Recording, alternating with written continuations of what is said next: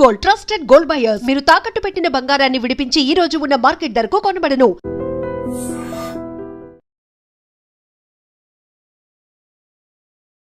Hi hello నమస్తే welcome to iDream. నేను మీ శ్రావ్య. మనతో పాటు ఇప్పుడు GTA founder and chairman Vishweshwar Reddy గారు ఉన్నారు. నమస్తే సార్. నమస్తే అమ్మా. ఎలా ఉన్నారు? బాగున్నాం. How are you? I'm doing great sir. Thank you. Sir మనకి ఇప్పుడు కొత్త లా ఎన్ఫోర్స్మెంట్ వచ్చింది. 1811 క్లాసిఫైడ్ ఆఫీసర్స్ లో కొత్త లా ఎన్ఫోర్స్మెంట్ వచ్చింది. సో అది ఎలా వర్క్ అవుతుంది ఏంటి ఒకసారి చెప్తారా దాని గురించి? టిపికల్ గా యుఎస్సిఎస్ గైడ్ లైన్స్ ఇస్తుంది, యుఎస్సిఎస్ రూల్స్ మేక్ చేస్తుంది అనుకోండి. ఆ రూల్స్ లో ఏదైతే ఇంప్లిమెంట్ చేయడానికి లా ఎన్ఫోర్స్మెంట్ ఏజెన్సీస్ని యూజ్ చేస్తుంటుంది అన్నట్టు. అంటే ఎవరైతే ఇక్కడికి లీగల్గా ఇల్లీగల్గా వచ్చి కంట్రీ లోపల పనిచేస్తున్న వాళ్ళు ఉంటారు కదా, ఆర్ రిజైడ్ అవుతున్న వాళ్ళని, if they are doing legality or illegality అని మనకు తెలియదు కదా, వాటిని ఏరివేయాలంటే మనం తప్పకుండా లా ఎన్ఫోర్స్మెంట్ ఏజెన్సీస్ని వాడుకోవాల్సి ఉంటుంది.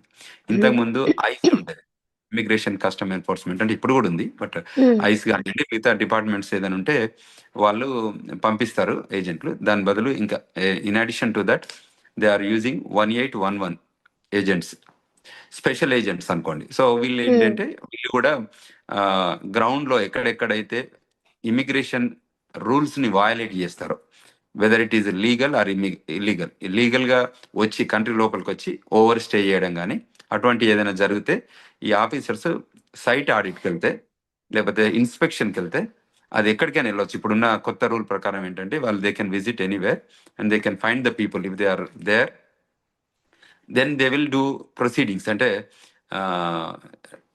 లా ఎన్ఫోర్స్మెంట్ చేసి తీసుకొచ్చి ప్రాసిక్యూట్ చేసి వారికి డిపోర్టేషన్ ఉంటే వాళ్ళని డిపోర్ట్ చేస్తారు. సో ఇది టిపికల్గా న్యూ యాక్ట్ జరుగుతుంది. సో అది ఎక్కువ అంటే మోర్ ఇంప్లిమెంటేషన్ చేయడానికి ట్రంప్ అడ్మినిస్ట్రేషన్ 2.0లో చాలా బ్రహ్మాండంగా ఎఫర్ట్ పెడుతున్నారు. సో ఎవ్రీ సెక్టర్లో కూడా, ఇప్పుడు మేము వాషింగ్టన్ డీసీలో ఉంటాం, వాషింగ్టన్ డీసీలో కూడా ఇప్పుడు ఫెడరల్ ఏజెంట్స్ కానీ సెక్యూరిటీ కానీ బాగా బీపప్ చేశారు. సో ఇక్కడ కూడా చాలా జరుగుతున్నాయి ఈవెంట్స్.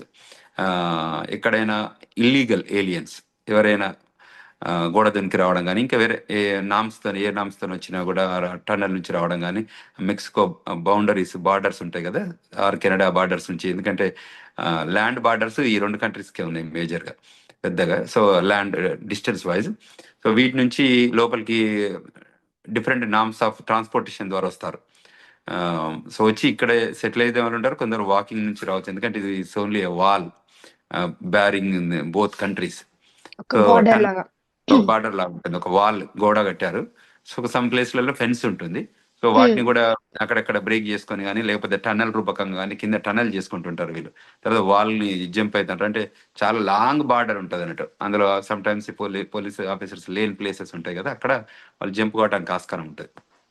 అట్లా వచ్చిన వాళ్ళందరినీ ఇప్పుడు ఈ ఆఫీసర్స్కి నౌ దే ఆర్ డూయింగ్ చాలా థరో ఇన్వెస్టిగేషన్ చేసి ఇన్స్పెక్షన్ చేసి పట్టుకొని వాళ్ళని డిపోర్ట్ చేయడం. ఎండ్ గోల్ ఏంటంటే దీన్ని డిపోర్ట్ చేయడం. సో డిపోర్టేషన్ ప్రాసెస్లో వాళ్ళు they use all the law enforcement ఏజెన్సీస్ని చూసి తర్వాత కోర్టు సిస్టమ్ ద్వారానే పంపిస్తారు. అంటే everything they do procedurally, but ఇది the departments are more inspection oriented ఇప్పుడు నో. అంటే ఎక్కడెక్కడ ఉన్నారో వాళ్ళని పట్టుకోవడానికి this is the process they follow. So and they are hired more people అన్నట్టు టు డూ ది యాక్టివిటీ. ఈ యాక్టివిటీ చేయడానికి ఆఫీసర్స్ కావాలి కదా, ఆ ఉద్దేశంతో దీన్ని రిక్రూట్మెంట్ జరగడం జరిగింది. ఓకే, దీనికి ఎలా వర్క్ అవుతుంది అంటారు సార్?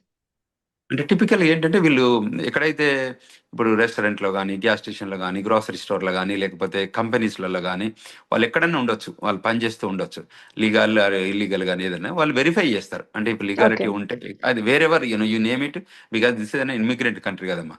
ఇక్కడ ఏ డిపార్ట్మెంట్లో కూడా ఎక్కడ ఏం పని చేసినా కూడా అవి రెస్ట్రిక్షన్స్ ఏమన్నా ఉంటాయా సార్ దీనికి? రెస్ట్రిక్షన్స్ ఏముండే, ఎవరున్నా కూడా పట్టుకోవడమే అంతే. వాటిని తప్పకుండా ఐడెంటిఫై చేస్తారు, వెరిఫై చేస్తారు. అంటే డాక్యుమెంటెడ్ వర్కర్స్ అంటారు ఇక్కడ. టిపికల్గా ఏంటంటే ఎవరైనా కూడా నాన్ ఇమిగ్రెంట్ ఏలియన్స్ అందరూ they have to hold the documentation. వాళ్ళ ఇమిగ్రేషన్ స్టేటస్ కి చూపించే డాక్యుమెంటేషన్ చూపియాలి. అడిగితే ఒక ఫెడరల్ ఆఫీసర్ వచ్చి can you please show your immigration status అంటే తప్పకుండా ఆ స్టేటస్ ని చూపియాలి. చూపించకపోతే then they will arrest and they will take you to the justice and judge will law enforcement నుంచి తీసుకొచ్చి ప్రాసిక్యూషన్ చేపిస్తారు. ప్రాసిక్యూషన్లో ఒకవేళ ఎవిడెన్స్ వాళ్ళు ఫేక్ అని తెలిస్తే జడ్జ్ ఏం చేస్తారంటే డిపోర్టేషన్ ప్రొసీడింగ్స్ను ఆర్డర్ చేస్తారు. ఓకే. మళ్ళీ వాళ్ళకి ఇంకా ఎంట్రన్స్ ఉండదా సార్? అంటే వయలేషన్ చేసిన దాన్ని బట్టి అమ్మా, వాళ్ళు ఎంతవరకు ఓకే. వయలేషన్ చేశారు, ఎన్ని నెలలు ఉన్నారు కంట్రీలో అన్న దాన్ని బట్టి బార్ ఉంటుంది. వాళ్ళు ఓకే. 6 మంత్స్ బారా, 6 మంత్ ఎంతవరకు ఉన్నారు, 6 మంత్స్ తర్వాత ఉన్నారా, 1 ఇయర్ తర్వాత ఉన్నారా అని చూస్తే 5 ఇయర్స్ బారా, 10 ఇయర్స్ బారా వాళ్ళకి depends on okay. The size. Depends on their violation అనుకోవచ్చు. కరెక్ట్. సో అప్పుడు బార్ ఓకే. చేస్తారు. అంత ఓకే. ప్రొసీజరల్ గా, అంటే ఇట్ ఇస్ లిటరల్లీ ప్రొసీజరల్ గా, అంటే నాట్ ఇంటెన్షనల్లీ అరే వీళ్ళని చేయాలి వాళ్ళని చేయాలని కాదు. ఎవరు మిస్టేక్స్ చేసినా, ఎవరు వయలేట్ చేసినా they have to be bound to the law of the land. Okay. Okay sir. Thank you so much sir. Thank you.